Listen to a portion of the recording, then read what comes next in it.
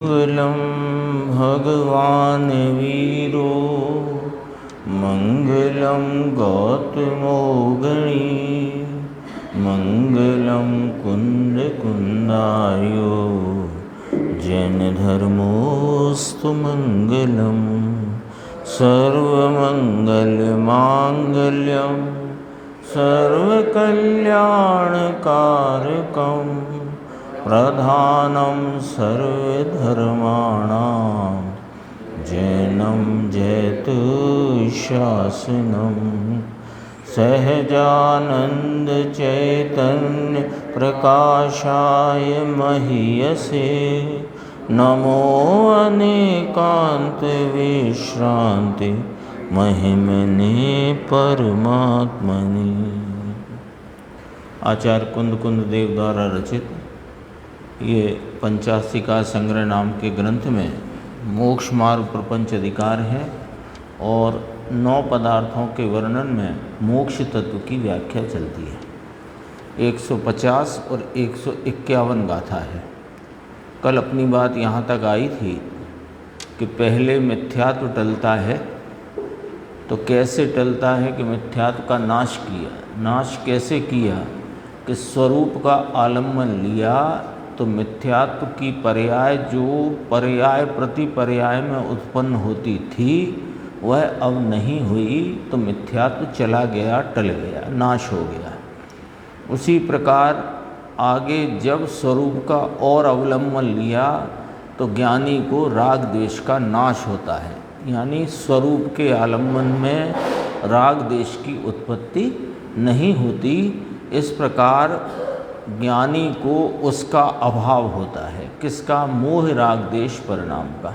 मोह चला गया, नाम मिथ्यात्व चला गया, और स्वरूप स्थिरता बढ़ने से, वीतरागता के बढ़ने से, स्वरूप के और उग्र आलम्बन से यह राग द्वेष जो अस्थिरता जन्य है वह भी नाश को प्राप्त होता है, यानी उत्पन्न नहीं होता। अब आगे बढ़ती है बात कि उसका अभाव होने से आत्मा में सम्यक दर्शन और वीतराग परिणति होने पर, यानी मोह और राग द्वेष का अभाव होने से आश्रव के नए कर्म का आना रुक जाता है। जो नवीन कर्म परमाणु आते थे वे अब नहीं आते।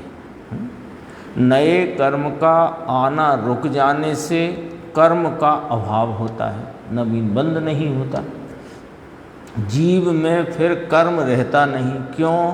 कि पूर्व के कर्म तो अपनी स्थिति पूरी करके वे तो निर्जरा को प्राप्त हो रहे हैं, नवीन कर्मबंध अब हो नहीं रहा। क्यों नहीं हो रहा? कि नवीन कर्म परमाणु नहीं आ रहे। क्यों नहीं आ रहे? कि उनके निमित्त भूत जो मोह राग द्वेष के भाव हैं वे परिणति में उत्पन्न ही नहीं हो रहे। यानी यहाँ से ली है बात को।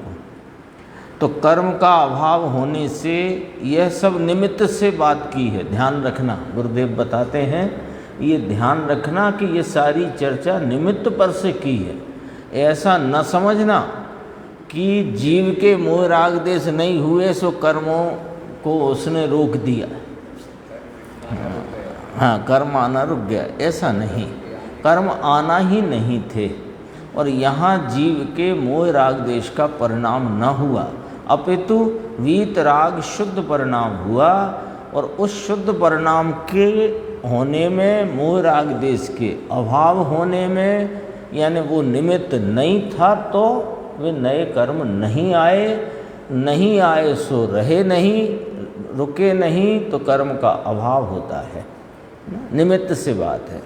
सर्वज्ञपना, सर्वदर्शीपना, इंद्रियातीत सुख, परिपूर्ण वीतरागता, यह आत्मा में, आत्मा की पर्याय में, आत्मा के पुरुषार्थ से होता है।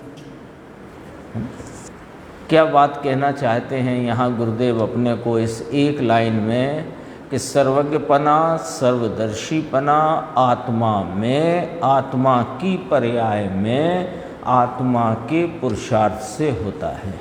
इस पंक्ति से ये कहना है कि कर्म क्षय होने से केवल ज्ञान प्रकट होता है। यह बात निमित्त से भले कहो, व्यवहार से, पर ऐसा है नहीं।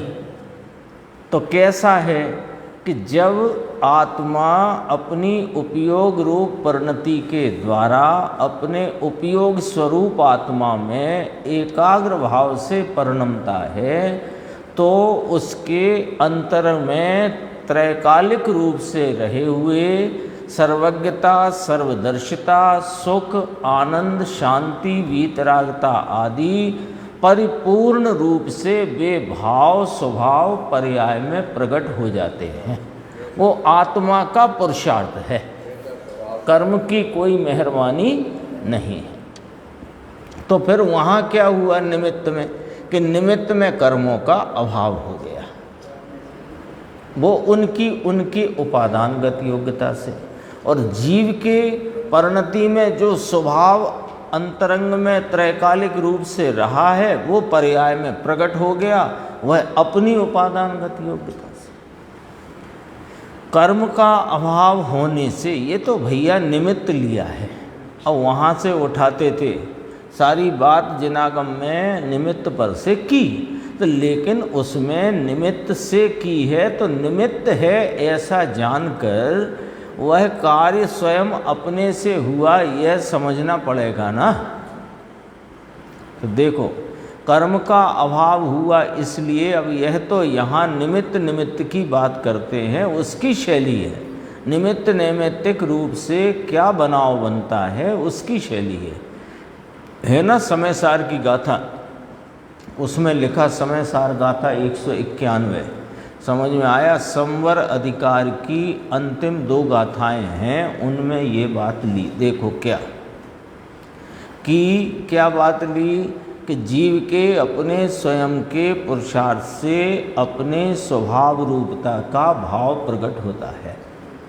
और यहाँ तो निमित्त संबंध बतलाते हैं, निमित्त नैमित्तिक संबंध बतलाते हैं। वे कहते हैं कि कर्म का अभाव हो तो केवल ज्ञान होता है, ऐसा तुम क्यों नहीं लेते, है ना। सब जगह लिखा, शास्त्रों में, सिद्धांत ग्रंथों में, जिनेंद्र परमात्मा की परंपरा में आए ग्रंथों में ये बात लिखी है। क्या लिखी है, कि जब कर्म का अभाव होता है तो केवल ज्ञान होता है। परंतु केवल ज्ञान हो तो कर्म का अभाव होता है, ये ऐसा ही है। अब फर्क क्या पड़ गया देखो, है ना। दोबारा पढ़ते हैं पंक्ति। कर्म का अभाव हो तो केवल ज्ञान होता है, ऐसा नहीं। और केवल ज्ञान हो तो कर्म का अभाव होता है, ऐसा ही है। अब फर्क क्या पड़ गया, फर्क ये पड़ गया कि विवक्षा काय की चल रही है। विवक्षा किसकी है, विवक्षा जीव की पर्याय में परिपूर्ण भाव रूपता वाले मोक्ष के पर्याय की चलती है। मोक्ष किसे कहना, कि आत्मा के परिपूर्ण लाभ की पर्याय का प्रकट होना, उसका नाम मोक्ष है। अब उसकी बात चलती है, केवल ज्ञान कहो उसे, केवल ज्ञान, केवल दर्शन, अनंत चतुष्टय कहो, पूर्ण लाभ कहो। तो केवल ज्ञान कहें उसे, तो केवल ज्ञान कर्म के अभाव से होता है, ऐसा नहीं है। पर जब स्वरूप की साधना से स्वरूप रूप भाव की परिपूर्ण प्रकटता पर्याय में होती है, तब निमित्त में कर्म का अभाव होता है, बात ऐसी है। ये पढ़ना अपने को सिखाया तो गुरुदेव ने है ना, तो कैसे अपन अर्थ निकालें। केवल ज्ञान हो तो कर्म का अभाव होता है, ऐसा ही है। फिर और सुनो, परंतु वास्तव में ऐसा भी नहीं। इतना भी केवल ज्ञान आत्मा कैसे हुआ, कि आत्मा अपने स्वभाव के अवलंबन से करे, तब उस समय में घाती कर्म का नाश उसके होने के काल में उसका कार्यकाल है। ये एक परमाणु को पलट सके ऐसी आत्मा में ताकत नहीं। कलश टीका में आती है एक ऐसी चर्चा, पांडे राजमल जी ने की, कि जब आप आत्मा को अनंत शक्ति वाला कहते हो, तो इतनी भी एक शक्ति रखो कि पर का कर सके। कि ऐसी वस्तु व्यवस्था नहीं, शक्ति क्या करेगी? इसने केवल ज्ञान किया इसलिए घाती कर्म का नाश हुआ, ऐसा नहीं है। देखो पहले क्या कहा था, यानी ये 5-6 पंक्ति है ना जो दिख रही हैं आपको, इसमें सारी बात स्पष्ट कर दी। कथन करने की पद्धति में इस प्रकार की शैली का प्रयोग करते हैं कि कर्म का, जब घाती कर्म का अभाव करके केवल ज्ञान प्रकट किया। अरिहंत की परिभाषा लिखी मोक्ष मार्ग प्रकाशक में, लिखी कि नहीं है ना? गृहस्थ अवस्था त्याग कर मुनि दशा अंगीकार करके 4 घाती कर्म का नाश करके अरिहंत अवस्था को जो पहिया केवल ज्ञान आदि अनंत चतुष्टय को प्रकट किया, वे अरिहंत हैं। लिखा कि नहीं लिखा उसमें? तो वो तो कथन शैली है ये कि कर्म का अभाव होने से केवल ज्ञान होता है। तो ऐसा तुम मानते क्यों नहीं? कि ये मानने की बात नहीं है, ये इस शैली से जानने की बात है। इस शैली से जानना, ये व्यवहार से निमित्त से कथन किया, वो कथन से वास्तविकता जानना। तो वास्तविकता क्या हुई कि आत्मा में, आत्मा की पर्याय में आत्मा के पुरुषार्थ से केवल ज्ञान हुआ, तब उस समय में घाती कर्मों का नाश हुआ। ऐसा कहो अब तो कहा, ऐसा कहें तो वास्तव में तो ऐसा भी नहीं, क्योंकि अब तुम इस भ्रांति में न उलझ जाना कि केवल ज्ञान हुआ इससे घाती कर्म का नाश हुआ। इस भ्रांति में न उलझ जाना। पहले ये भ्रांति थी कि घाती कर्म का नाश होए तो केवल ज्ञान प्रकट हो। अब बात जब ऐसे कही कि जब केवल ज्ञान होता है तब घाती कर्म का नाश होता है, तो अब इस भ्रांति में न उलझना कि केवल ज्ञान होने से घाती कर्म का नाश होता है, ये भी नहीं है। तो फिर वास्तविकता क्या है? कि वास्तविकता तो भाई ये है कि जब आत्मा स्वभाव के अवलंबन से, स्वभाव की उग्र एकाग्रता से अपनी परिणति में केवल ज्ञान आदि जो इसका स्वभाव है, अभी तो परमार्थ प्रकाश में यही गाथाएं चल रही हैं है ना, केवल ज्ञान स्वभाव की, सब जीव एक हैं। तो ये केवल ज्ञान स्वभाव की प्रकटता पर्याय में हुई, वह उस जीव की पर्यायगत योग्यता, वस्तु की सहज शक्ति रूप उपादान, और उसमें यदि आरोप करें क्रिया पर तो स्वरूप एकाग्रता की क्रिया। यद्यपि कि हुआ वो भी अपनी उपादानगत योग्यता से है, स्वकाल में हुआ है, और वस्तु की सहज शक्ति का परिणमन नाम उपादान का परिणमन है। लेकिन उसमें यदि आरोप करें तो जीव के जो स्वरूप आलंबन और उसकी उग्र एकाग्रता की जो क्रिया है, ज्ञान क्रियाभ्याम मोक्षा कहा ना, तो ये क्रिया, इस क्रिया पे आरोप कहा। और उधर वे कर्म वे नाश होने वाले थे, सो स्वयं अपनी योग्यता से नाश को प्राप्त हुए हैं, और दोनों का एक काल होने से उनमें निमित्त नैमित्तिक संबंध का व्यवहार कहकर ये बात समझाई गई है। असलियत तो इस प्रकार है, इसने केवल ज्ञान किया इसलिए घाती कर्म का नाश होता है, ऐसा नहीं है। ऐसा होए यदि तुम ऐसा मान लोगे तो केवल ज्ञान कर्ता और घाती कर्म का नाश वो कार्य कहलाएगा। तो अन्य कर्ता अन्य का कार्य, ये तो वस्तु व्यवस्था को स्वीकार नहीं है ना। कर्ता कोई अन्य और कार्य अन्य द्रव्य का, तो कर्ता कर्म संबंध तो एक द्रव्य में घटित होता है, दो द्रव्यों में तो घटित नहीं होता।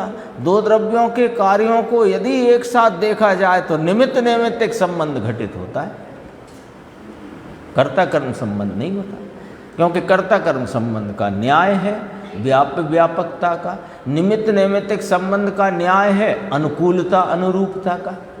दोनों अपने अपने न्याय से वे संबंध कहे जाते हैं। कर्ता कर्म संबंध व्याप्य व्यापकता के बिना सिद्ध नहीं होता, और निमित्त नैमित्तिक संबंध अनुकूलता अनुरूपता के बिना सिद्ध नहीं होता। ऐसा नहीं हो सकता। राव जी भाई समझ में आया, पंडित जी सूक्ष्म बात है। ऐसा का ऐसा लोग पढ़ जाते हैं और वापस ये किया और ये किया, ना पढ़ लिया अब हम क्या करें, कर्म हैरान करते हैं, कर्म सरके, कर्म खिसके, कर्म जगह दे तो हमारा पुरुषार्थ चले। तो क्या करना, पंडित जी ने भी लिखा मोक्ष मार्ग प्रकाश, जब कर्म का उदय मंद हो तो जैसे नदी का बहाव मंद हो तो पार कर लेना। अब हम इंतजार में बैठे हैं कर्म का उदय मंद हो। अरे वे कह रहे हैं कि अभी मंद है, तू जान मंद नहीं है तो ये सुनने क्यों आया। ये मोक्ष मार्ग प्रकाशक में जो तत्व का निरूपण है वो तो पढ़ रहे हो, तो मंद नहीं है तो कैसे पढ़ रहे हो, सुन रहे हो तो कैसे सुन रहे हो, मंद ही है। इसमें और भी चर्चा है, अभी बहुत गंभीर ये बहुत विस्तार लिया गुरुदेव ने, 150 से 151 गाथा। मैं तो आखिरी तक अभी पहुंचा ही नहीं हूँ, 3 3 प्रवचन है। तो निमित्त नैमित्तिक को कर्ता कर्म मानने की महाभ्रांति इस जीव को चली आई। निमित्त माना नहीं, और जो कथन निमित्त नैमित्तिक का था उसमें अब हर बार तो आचार्य भगवान लिखेंगे नहीं कि ये निमित्त से है, ये निमित्त से है, ये निमित्त से है, ये व्यवहार है, ये निश्चय है। कितनी बार लिखेंगे, तुम्हें लगाना पड़ेगा।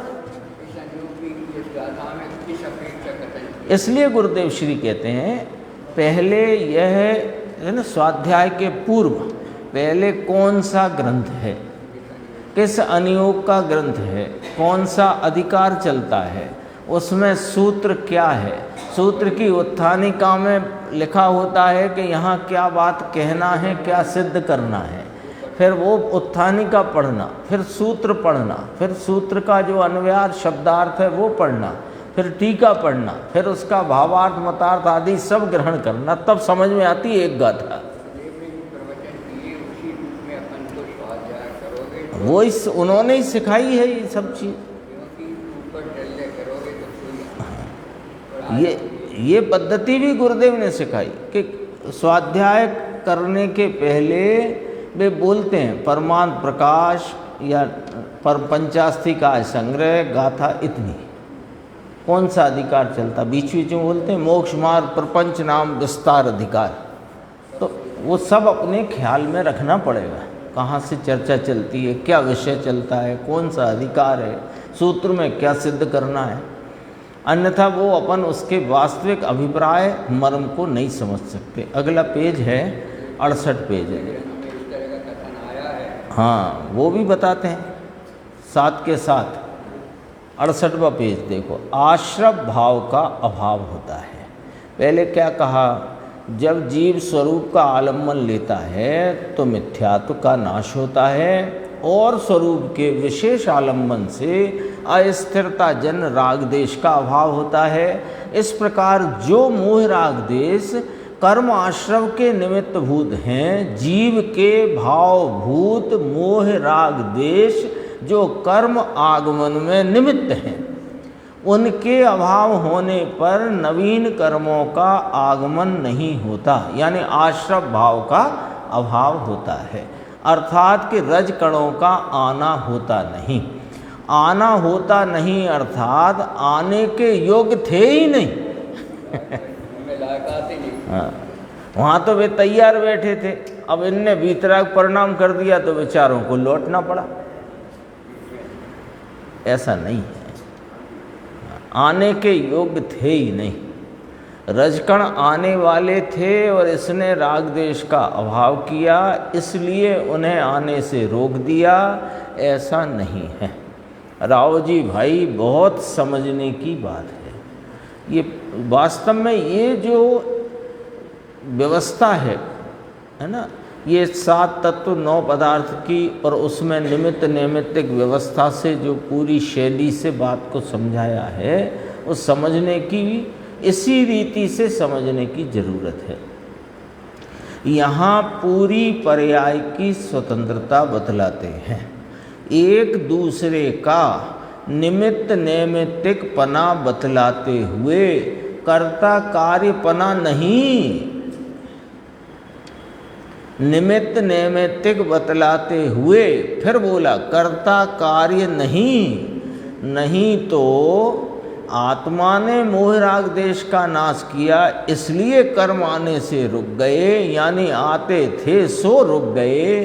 तो यहाँ राग देश मोह का अभाव वो करता हुआ और कर्म का आने से रुकना वह उसका किसका, जीव का कार्य हुआ।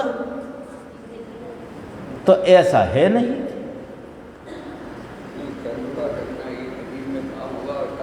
हाँ, मतलब यदि तुम ऐसा मानोगे, ऊपर से है ना, देखो कि नहीं तो आत्मा ने, यहाँ से पढ़ना ना, नहीं तो यदि तुम ऐसा मानोगे कि जीव ने, आत्मा ने मोह राग देश का नाश किया इसलिए कर्म आने से रुक गए, ऐसा मानोगे तो फिर क्या स्थिति बनेगी कि राग देश मोह का अभाव रूप परिणाम वो करता हुआ और कर्म का आना रुकना वह उसका कार्य हुआ है।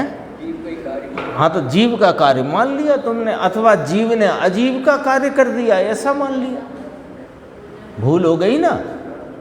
तो ऐसा है नहीं। देखो गुरुदेव कहते हैं ओ हो न, ये ओ हो का अर्थ है कि वस्तु व्यवस्था तो समझो कितनी स्वतंत्र स्वाधीन है। देखो अब आते हैं अपन 69 पेज की नीचे 2 पंक्ति। कहते हैं भगवान आत्मा ने अपने महान चैतन्य प्रभु प्रभुत्व शक्ति जो आत्मा में थी, सर्वज्ञ सर्वदर्शित्व शक्ति थी, इंद्रियातीत अतीन्द्रिय पने का स्वभाव आत्मा में था। यानी जो पूरा विवरण दिया ना टीका में, उसका अभी टीका का जो अभी प्रथम पैराग्राफ चलता है, ये जो चर्चा चल रही है, क्या कि जीव के मोह राग देश का अभाव हुआ, मोह राग देश के अभाव होने से उसके कर्मों का आश्रव रुका, कर्मों का आश्रव रुकने से कर्मों का अभाव हुआ, कर्मों का अभाव हुआ और इधर जो शक्ति में पड़ा हुआ था स्वभाव वो पर्याय में प्रकट हुआ। इतनी बात कहना है। तो उसका नाम द्रव्य कर्म मोक्ष है और उसमें जो जीव का परिणाम है वो भाव मोक्ष है, निमित्त। जीव का जो परिणाम निमित्त है वो भाव मोक्ष है। इतनी बात अभी यहाँ कहना है पहले पैराग्राफ में। जो आत्मा में प्रभुत्व शक्ति किसमें, इस महान चैतन्य प्रभु आत्मा में प्रभुत्व शक्ति थी माने पहले से है। सर्वज्ञत्व सर्वदर्शित्व शक्ति थी, इंद्रियातीत अतीन्द्रिय पने का स्वभाव आत्मा में था।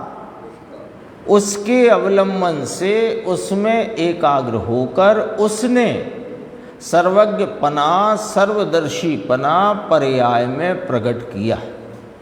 अब देखो ये सर्वज्ञ सर्वदर्शी पर्याय है, गुण नहीं, ये गुण नहीं है, ये गुण की प्रकटता है। सर्वज्ञता सर्वदर्शिता सर्वदर्शीपना ये सर्वज्ञत्व और सर्वदर्शित्व स्वभाव की पर्याय है।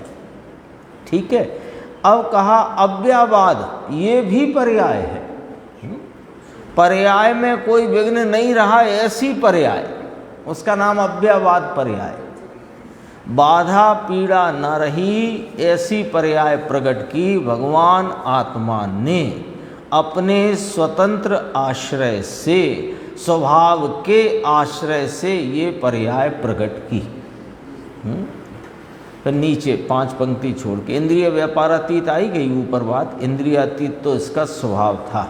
अब देखना नीचे, भगवान आत्मा अनंत सुख होता है, वाक्य यहाँ पूरा होता है। अव्ययवाद इंद्रिय व्यापारातीत अनंत सुख होता है, उसकी व्याख्या।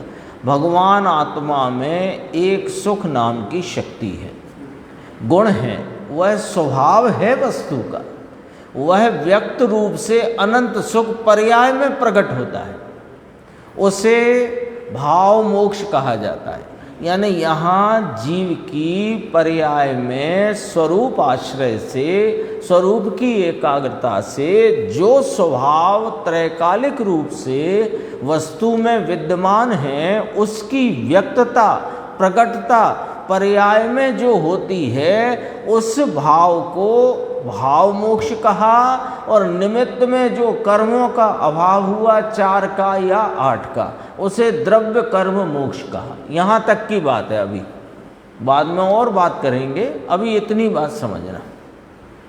जैसे अपन ने द्रव्य संबर भाव संबर समझा, द्रव्य आश्रव भाव आश्रव समझा, द्रव्य निर्जरा भाव निर्जरा समझा, ऐसे यहाँ द्रव्य मोक्ष भाव मोक्ष। तो द्रव्य मोक्ष माने द्रव्य कर्म मोक्ष, इसमें एक शब्द डाला, क्योंकि सामान्य विवक्षा में मोक्ष के 3 प्रकार कहने में आते हैं, दृष्टि मोक्ष, जीवन मुक्त और द्रव्य मोक्ष। तो द्रव्य मोक्ष किसे कहा? सिद्ध अवस्था को। सिद्ध अवस्था को द्रव्य मोक्ष कहते हैं सामान्य विवक्षा। भाई पहले दृष्टि मोक्ष हुआ, कैसे कि स्वरूप जो मुक्त स्वरूप है उसकी दृष्टि होने से मोक्ष स्वरूप आत्मा की दृष्टि हुई, तो दृष्टि मोक्ष हो गया। और अभी निमित्त में 4 घाती कर्म का अभाव हुआ है, देह का विद्यमानपना है, 4 अघाती कर्मों का संयोग है, उसे भी मोक्ष कहा, उसे जीवन मुक्त कहा, जीवन मुक्ति। हाँ हाँ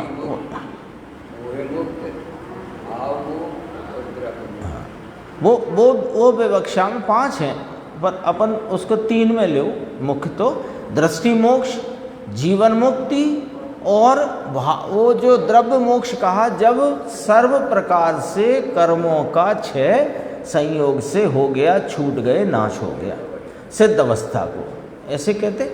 यहाँ थोड़ी बात को अपने को मोक्ष पदार्थ के संदर्भ से समझना है। पहले पैराग्राफ में क्या समझना है कि जैसे भावबंध कैसे था, भावबंध क्या था कि जीव की परिणति में मोह राग देश का परिणाम होता था, वो नवीन कर्मों के आकर उस क्षेत्र में विशिष्ट शक्ति रूप से एक क्षेत्र अवगाह ठहरने का जो द्रव्य बंध है, उसमें जो निमित्त भूत था जीव का परिणाम, उसका नाम भाव बंध कहा था। ठीक है, उसके बाद ही तो ये चर्चा आई। अब कहा कि जिस बंध का हेतु कौन सिद्ध हुआ था? मोह राग देश। अब यहाँ से बात शुरू करी कि मोह राग देश का अभाव होने से अब आश्रव का अभाव हुआ, आश्रव का अभाव होने से कर्म का अभाव हुआ, और कर्म का अभाव होने से जो स्वभाव था वो पूरा का पूरा प्रकट हो गया। तो जो प्रकट हो गया जीव की पर्याय में वो भाव मोक्ष, और निमित्त में जो 4 कर्मों का अथवा 8 कर्मों का अभाव हुआ उसका नाम द्रव्य कर्म मोक्ष। इसमें कर्म शब्द डला है। हाँ, कर्मों का भी मोक्ष हो गया। अकर्म हो गए वे। अब देखो, भगवान आत्मा में सुख नाम की शक्ति है, गुण है, स्वभाव है, वह व्यक्त रूप से अनंत सुख प्रकट होता है, उसे भाव मोक्ष कहा जाता है। इसे जीवन मुक्त दशा कहा जाता है। देहादि का आयुष्य भी है बना हुआ, और ऐसा होने पर भी जीवन मुक्त हो गया। वह जीवन जीव का, कहो लोग कहते हैं ना भगवान का आदेश है, ये भी देखो जरा सुन लो, 1-2 बार और आ गई बात। जियो और जीने दो, भगवान महावीर का शुभ संदेश, जियो और जीने दो। नहीं है, नहीं है ये संदेश। अभी मैंने महावीर जयंती अभी पिछले महीने ही थी ना, तो एक अपने बहुत विकट मुमुक्षु हैं, मतलब बड़े मुमुक्षु हैं, उनके द्वारा 2 मिनट की एक क्लिप आई, उसमें यही संदेश दिया उन्होंने, जियो और जीने दो। सबको क्या है, लौकिकता पड़ी है, लौकिक प्रसिद्धि कैसे मिले, बातें सबको रुचें कैसे, रंजन, वो जनरंजन कैसे हो। तारण स्वामी कहते हैं, गुरुदेव ने बताया है, जनरंजन और कल रंजन करने वाला निगोद का पात्र है। जिनवाणी इसके लिए है ही नहीं, ना तो इस शरीर के स्वास्थ्य के बातों को सुनाने के लिए है ये स्थान, और ना लोगों के मनोरंजन का स्थान है। ये तो एक इस शुद्धात्मा की कथा सुनाकर शुद्धात्म स्वरूप का आलम्बन लेकर परिपूर्ण दशा कैसे प्रकट हो इस इतनी बात करने के लिए है ये जगह, और कोई बातों के लिए नहीं। देखो, जियो और जीने दो, भगवान ने ऐसा कभी नहीं कहा, कभी नहीं कहा। उनने तो ये कहा कि तुम आयु दे सकते नहीं, तुम आयु हर सकते नहीं। कहा कि नहीं कहा कुंद आचार्य ने समय सार में? दूसरे को कौन जिलावे, ऐसा भगवान कहेंगे क्या? प्राण रक्षा का उपदेश। राव जी भाई, दूसरे की आयुष्य की पर्याय से जीता है, उसे जीने दो। अब देखो थोड़ी कड़क है बात, परंतु जीने दो या ना जीने दो, इसमें दूसरे के अधिकार की बात कहाँ है? ये अंग्रेजों का कथन लेकर यहाँ पड़े हैं क्रिश्चियन को, है ना। उनका एक है लिव एंड लेट लिव, उसे लेकर पड़े। ये जीवन मुक्ति नाम का भाव मोक्ष है, वह यह जीवन मुक्ति नाम का, यानी क्या हो गया कि पर्याय में जीवन मुक्ति नाम का परिपूर्ण स्वभाव रूप भाव पर्याय में प्रकट हो गया। जीवन मुक्त दशा क्यों कहा इसे? कि आयुष्य होने पर भी, देह का संयोग रहने पर भी वह अंदर मुक्त हो गया है। किससे मुक्त हो गया? अरे रागादि भाव कर्मों से मुक्त हो गया। परिणति में अब वे भाव कर्म का अंश भी शेष नहीं है। तो अब परिणति में क्या है कि जैसा स्वभाव इसका त्रैकालिक है, वैसा स्वभाव पर्याय में स्वभाव रूपता से पूर्ण प्रकट हो गया। भाव के विकार भाव से छूट गया।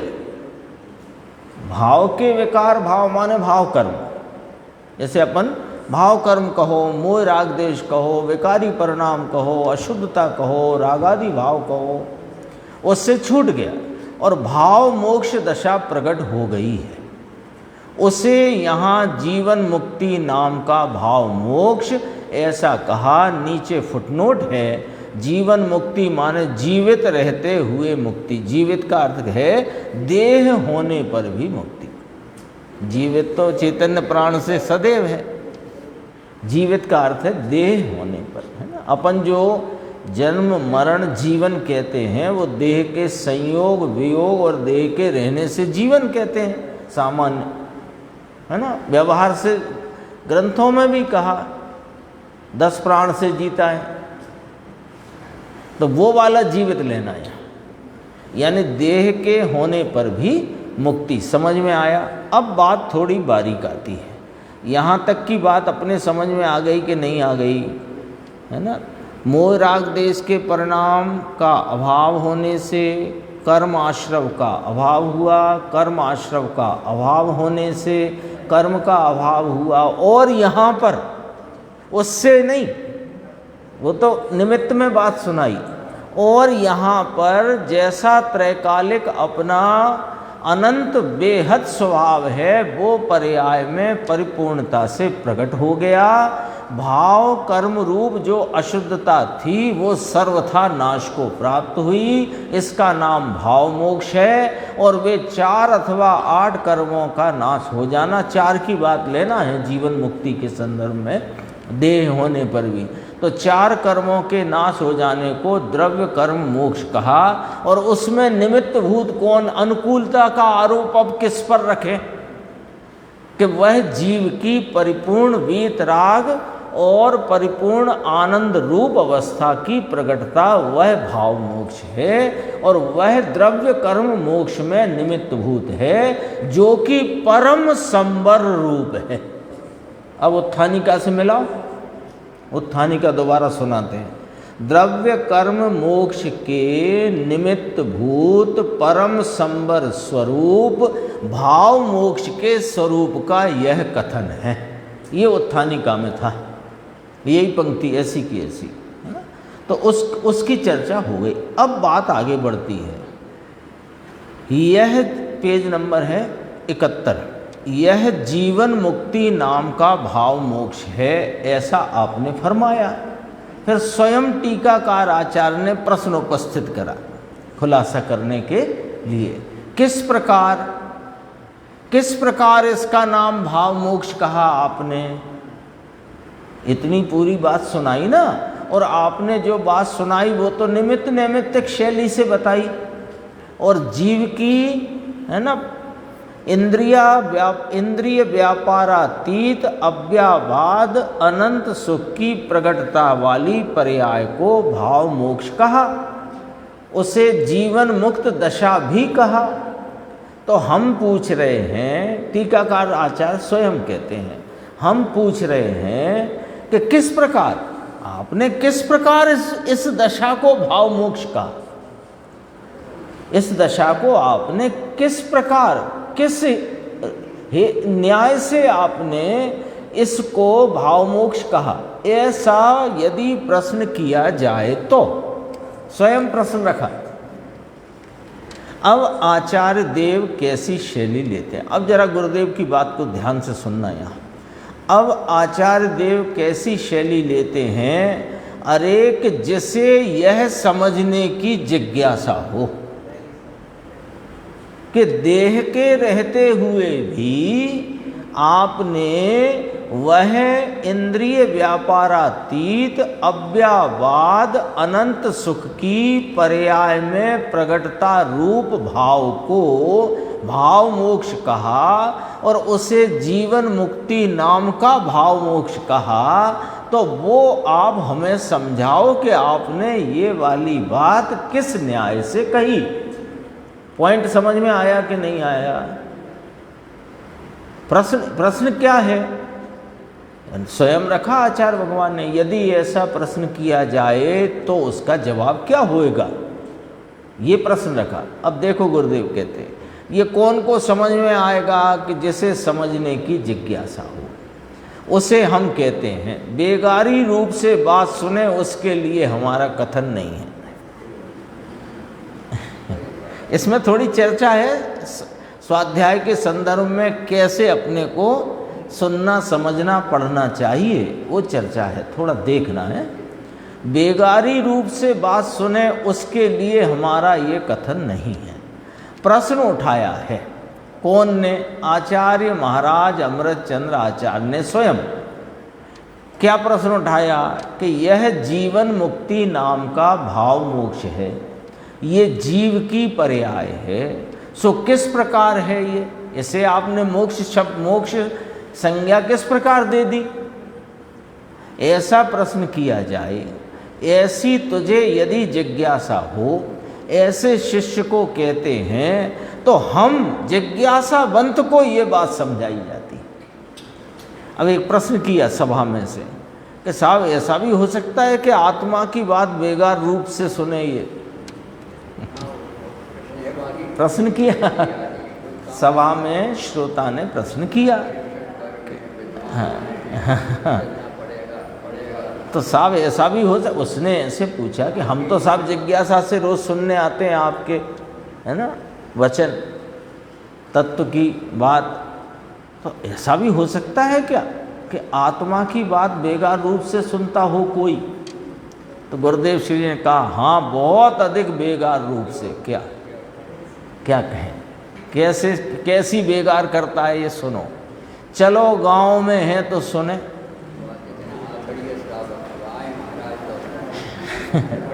अब गांव में बुला लिया ट्रस्ट वालों ने विद्वान, तो अब चलो भैया सुनने, गांव में आए तो सुनो।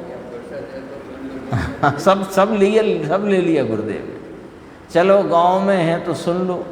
कहाँ नहीं था वहाँ, अभी बहुत दिन पहले नहीं हुआ था, यहाँ सज्जाएँ होती थी, वहाँ नौखू पृथक करते थे, तो 50-51 निकले। क्या इसकी दरकार? सज्जाएँ समझ गए, जो पाठ करते ना, वैराग्य पाठ आदि, तो बैठ के पाठ करते थे, पृथक करते थे माने ये पाठ में कौन आए, 50-51 निकले। अब इसको क्या दरकार? समझ में आया?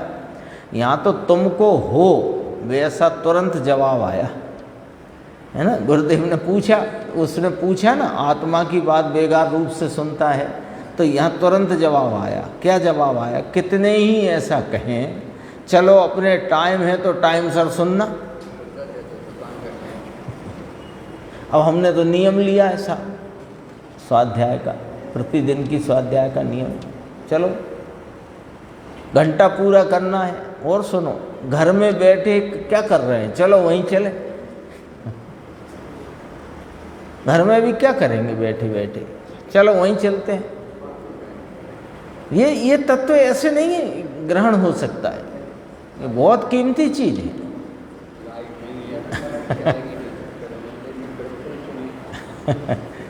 नहीं चलेगा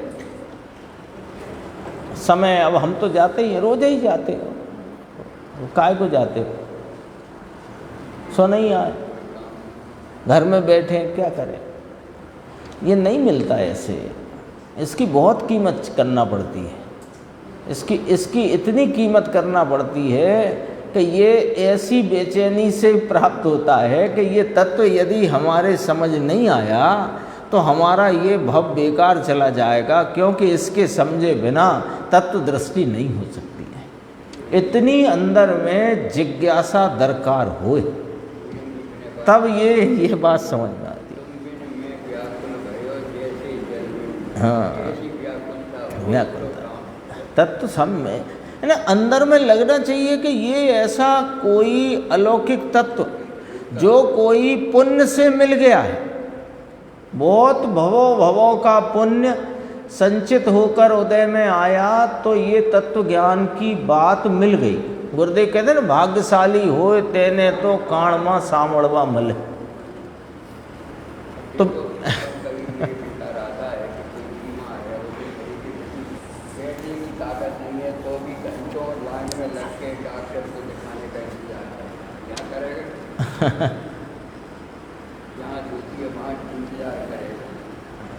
तो जिसकी दरकार है उसके लिए करेगा। घर में बैठे हैं, क्या है, चलो वहाँ जाएं। तो गुरुदेव क्या कहते हैं, बे सब बेगार से सुनने वालों की यहाँ बात नहीं है, क्योंकि ये जो बात कही जा रही है ये बात उनके समझ में नहीं आएगी। हाँ, फिर किसे आएगी साहब? सो कहोगे जिसे उत्साह से सुनना हो कि महाराज ये आचार्य भगवान ने क्या प्रश्न रखा आखिर, और ये प्रश्न है तो फिर इसका समाधान क्या करते हैं आचार्य देव, है ना। हमने तो यही सुना था कि अशरीरी होकर 8 कर्मों के अभाव होने पर 8 गुण प्रकट होते हैं, वे सिद्ध भगवंत, वो मोक्ष दशा है। तो ये जीवन मुक्ति नाम का भाव मोक्ष आपने कहा, सो कैसे कहा, उसका कुछ समाधान तो करो। ऐसी अंदर में उत्साह चाहिए। देखो तो गुरुदेव जहाँ कहते हैं ना, कई बार कह देते, कई चीज़ें कह देते हैं, है ना, बहुत चीज़ें कह देते हैं वे सामान्य चर्चा में, है ना। जिनवाणी की विनय नहीं तो जिनवाणी का भाव, उसका रहस्य समझ में नहीं आता, विनय चाहिए, है ना। लेकिन जरूरी है।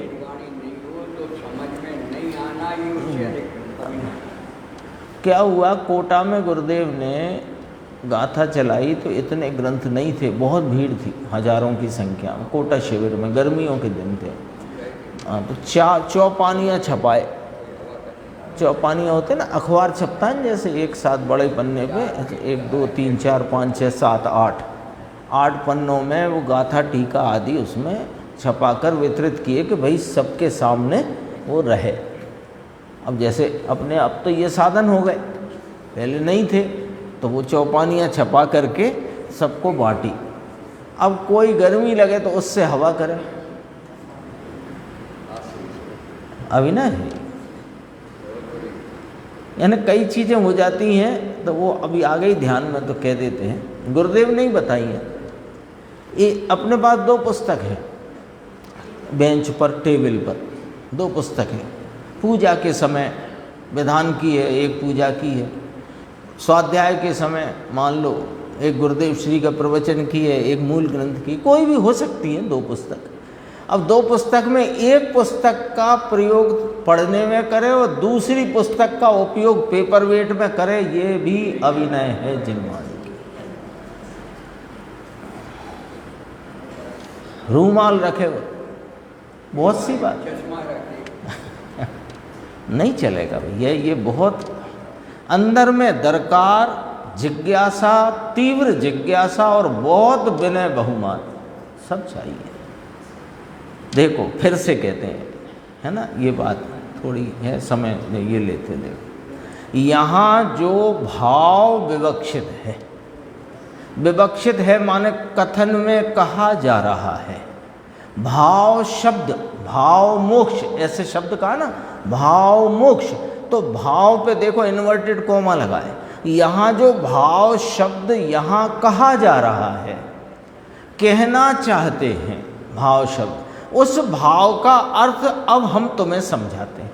यहाँ भाव मोक्ष कह करके जो भाव शब्द का प्रयोग किया गया, जो भाव शब्द यहाँ कथन में लिया जा रहा है, उसका भाव समझो, भाव नाम उसका क्या मंतव्य है वो समझो। देखो, वह तो कर्म से आवृत निमित्त अभी जीव के वर्तमान में क्रम क्रम से प्रवर्तते ज्ञान की खंड खंड दशा है।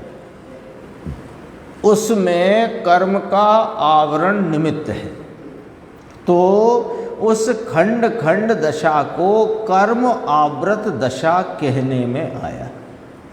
कैसे समझाते हैं, देखो, जो जीव की परिणति में कोई भी राग देश का भाव होता है, वो अपन पढ़ चुके हैं 149 गाथा में। जीव की परिणति में जो कोई राग देश का मिथ्यात्व का भाव होता है, वो भाव का कर्ता जीव है। कहाँ होता है कि जीव की पर्याय में होता है, तो उस भाव को जीव भाव भूत कहा जाता है। ये शब्द आ चुके हैं सब टीका में, ठीक है ना। तो जीव भाव भूत ऐसे विकारी परिणाम को औदयक नाम क्यों दिया? समझ में आई बात? वो जो कोई राग देश का परिणाम है, मोह राग देश का परिणाम है, वो तो आचार्य भगवान कह रहे हैं कि वो तो जीव भावभूत परिणाम है। जीव उसका करता है और जीव की पर्याय में वो होता है, स्वभाव से नहीं होता है और अन्य द्रव्य के द्वारा नहीं होता है, लेकिन जीव की पर्याय में एक समयवर्ती वह जीव के द्वारा किया जाने वाला जीव का भाव है, तो वो जीव भावभूत भाव है। उदाहरण है ये तो। फिर भी उस भाव को औदयिक भाव नाम दिया गया। क्यों? कि उस प्रकार के जीव के परिणाम में स्वभाव से हुआ नहीं है, पर द्रव्य ने कराया नहीं है, लेकिन कर्म का उदय उसमें निमित्त होने से इस जीव भावभूत राग देश के विकारी परिणाम को औदयिक संज्ञा प्रदान की। आ गई बात समझ में? दृष्टांत आ गया ख्याल में? अब देखो, ऐसे ही जो अभी जीव की ज्ञान दर्शन आदि भावों की खंड खंड रूप जो अल्प दशा है, खंड खंड है, अल्प रूप है, ऐसी वह दशा उस समय के जीव के उस गुण की वैसी ही प्रगटता की योग्यता के कारण से है। अभी जो ज्ञान का प्रवर्तन है कि नहीं अपना, तो ज्ञान के प्रवर्तन में अल्पता है ना, और अल्पता के साथ साथ जो कोई विषय को जानते हैं तो एक समय में एक विषय जानने में आता है ना। एक विषय अपन एक विषय जो कुर्सी पूरी नहीं, इस एक कुर्सी का स्पर्श भाव अथवा वर्ण भाव अथवा जो कोई भाव है वो एक ही भाव जानने में आता है। सो ये खंड खंड ज्ञान है, खंड खंड है। सो ये ज्ञान को खंड खंड किसने किया? कि किसी ने नहीं, उस समय जीव के उस वैसे परिणाम की योग्यता से वह परिणाम हुआ है ना। तो भी उस परिणाम को उसमें ज्ञानावरणी आदि का क्षयोपशम निमित्त होने से उसे कर्म आवृत परिणाम कहा जाता है। कर्म से आवृत है ये नहीं कहना है, उसका नाम रखा कर्म आवृत परिणाम, कर्म से ढका हुआ परिणाम। कर्म ढाके क्या इसको, वो तो उसका परिणाम ही उस तरह की योग्यता का स्वतः हुआ है। काय से? उसकी उपादानगत योग्यता से। ठीक है, अब देखो इस लाइन का अर्थ, वह तो कर्म से आवृत निमित्त कौन? कर्म, चैतन्य की क्रम से प्रवर्तती ज्ञप्ति क्रिया। वह तो साधारण भाव की व्याख्या की, अभी जो चल रहा है अपना, वह भाव क्रम से प्रवर्तती ज्ञप्ति, ज्ञप्ति माने जानने रूप वाली क्रिया। क्रम क्रम से प्रवर्तती, ऐसा जो भाव वह वास्तव में संसारी को अशुद्ध है ऐसा सिद्ध करना है। और भाव मोक्ष कहना है ना, भाव, प्रश्न क्या है कि भाव मोक्ष, जीवन मुक्ति नाम का भाव मोक्ष, या इस भाव मोक्ष को जीवन मुक्ति कहा, वो आपने किस प्रकार कहा, यही प्रश्न है ना। तो पहले से बात शुरू करी कि अनादि से ये संसारी जीव को जो जानने रूप क्रिया है वह क्रम क्रम से प्रवर्तती, ज्ञेयों के विषयों को पलटती हुई, भिन्न भिन्न विषयों को जानती हुई खंड खंड रूप भाव है, तो उसको अशुद्ध कहा। लो, ज्ञान को काहे अशुद्ध कहा? कि ऐसी जो खंड खंड रूप प्रवर्तती अन्य अन्य विषयों को जानने में लगी हुई जो जानने रूपता की ज्ञप्ति क्रिया, वह बहिर्लक्षी होने से रागी को राग उत्पन्न करती है, और राग अशुद्ध है। जानना अशुद्ध नहीं है, पर जानने की इस खंड खंड रूप प्रवर्तित ज्ञप्ति क्रिया, जानने रूपता की बदल बदल के विषयों में लगी हुई ये जो जानने की क्रिया है, उसमें नियम से राग देश का विकारी भाव उत्पन्न होता है, वो अशुद्ध है। तो इस क्रिया को अशुद्ध कह करके यहाँ बात बताई है ना। ये गुरुदेव ना होए तो समझ में नहीं आए ये सब, इतनी टीका भी कोई सामान्य नहीं है। यानी अमृतचंद्र आचार्य देव की टीका यदि प्रवचन सार की देखो तो बहुत, समझो बहुत घसी हुई और बहुत मजबूत टीका, जटिल नहीं कहेंगे हम उसको, पर मजबूत टीका है।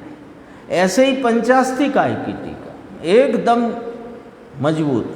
अब वो मजबूती के कारण वाक्य रचना ऐसी हो जाती है कि अपने को उसमें बहुत सावधानी से समझना पड़ता है। देखो, क्रम क्रम से प्रवृत्ति, ऐसा जो भाव वास्तव में संसारी को अशुद्ध है। अब ये ज्ञान की क्रिया अशुद्ध है, ये समझ में आ गया ना, क्योंकि उस ज्ञान की क्रिया में मोह राग देश की उत्पत्ति है। ऐसा विषय बदलती हुई है, खंड खंड रूप प्रवर्तित बाह्य विषयों को जानने में लगी है, ऐसा भाव पहला, और उस अशुद्ध पने से छूट गया जब, इसलिए उस भाव को भाव मोक्ष कहते हैं।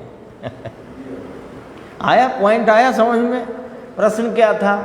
ऐसे भाव मोक्ष रूप जीवन मुक्ति, समय ज़्यादा ही हो गया, दो एक आधे मिनट में पूरा। भाव मोक्ष रूप दशा को जीवन मुक्त कहा। किस प्रकार कहा? कि पहले ये संसारी जीव के खंड खंड प्रवर्तित जो ज्ञप्ति क्रिया से यहाँ समझना विषय बदलती हुई जानने की क्रिया। तो विषय बदलती हुई जो जानने की क्रिया है उसमें बहिर्मुखता होने से वहाँ राग देश की अशुद्धता थी, वो राग देश की अशुद्धता से ये मुक्त हो गया, और जो क्रम क्रम से जानने का भाव था वो अब अक्रम रूप से जानने लग गया। इसलिए इस दशा को, आत्मा की इस अवस्था को, आत्मा की इस पूरी पर्याय को भाव मोक्ष कहने में आया है। ये यहाँ पर बात की गई। ये पूरा कर देते। देखो विशिष्टता कैसी है, कर्म से छूटता है इसलिए इसे भाव मोक्ष कहना है कि नहीं, ऐसा नहीं लिया। यहाँ तो अभी क्या बात ली, वो बात कर दी, वो निमित्त नैमित्तिक की बात कर दी। अब तो बात आगे है, दूसरे प्रकार है जरा। यहाँ तो अभी यह भाव आत्मा की जानने की बहिर्मुख वृत्ति, वह अनादि कर्म के निमित्त के संबंध में अपना ज्ञप्ति क्रिया रूप जानने की क्रम क्रम क्रम क्रम क्रम क्रम क्रम से जानने की क्रिया का अशुद्ध भाव। तो लो, जानने में क्या अशुद्धता? जानने के काल में बहिर्मुखता की अवस्था में नियम से राग देश की अशुद्धता उत्पन्न होती है। हाँ, तो अशुद्ध भाव वह छूटता है तब भाव मोक्ष होता है। छूटता है अर्थात जीव अपने में एकाग्र होता है। ये जो विषय बदल रहा था वो नहीं, तब अशुद्ध जो ज्ञप्ति क्रिया का क्रम क्रम से होता भाव टल जाता है। ऐसे स्वभाव सन्मुख की एकाग्रता होने पर क्रम क्रम से जो ज्ञान में जानने का अशुद्ध भाव है, वह स्वभाव सन्मुख एकाग्र होने पर वह भाव उत्पन्न नहीं होता। वह नहीं होता, वो अब नहीं होता, वो अशुद्धता का भाव अब नहीं होता, तो उसका नाश हुआ। नाश करके कहा ना, तो करके माने नाश हुआ, उसका अभाव हुआ और ये भाव निर्मल बने को प्राप्त हुआ। इसका नाम जीवन मुक्ति नाम का भाव मोक्ष कहा जाता है। पूछ रहे हैं समझ में आया कि नहीं आया? शेष चर्चा आगे की।